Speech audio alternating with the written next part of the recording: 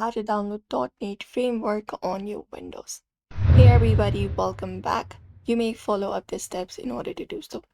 So first of all, you can hit up the search in the button below. Type in turn off Windows features on and off. Open up the settings, and once you open it up, here you will be finding your .NET Framework that has been already installed on your device. The latest version is 4.8. You can look out if you're looking for the lesser version 2.0 and 3.0. You need to install this .NET Framework.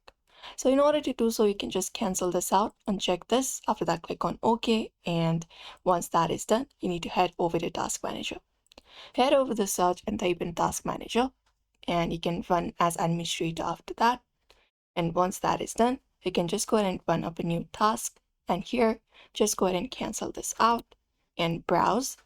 And once you browse, you can head over to this PC, go over to your C drive, go over to Windows, and from there, you can just head over and locate up System32 and open it up and click on Open.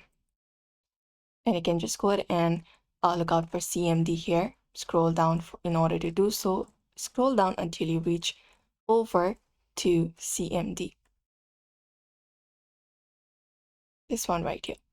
After that, once selected, click on Open, and you can click on OK, and it will open up. And you can just cancel this out, and you can type in ZP update /force and hit enter, and it will start installing all the policies. And once that is done, you can head over to your preferred browser, and then you may just head over to one of your preferred browser and type in .NET 3 or the version you're trying to download. After that, look out for the download available, and you can look out for the language. You can select up your language, English for example.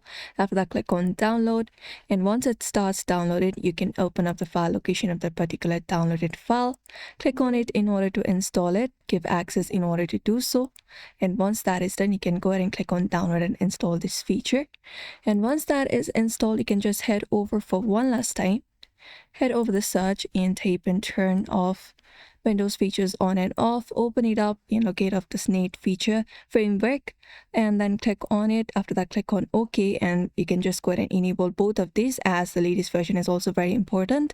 After that, click on OK and refresh your device for once by restarting your computer, and that is it.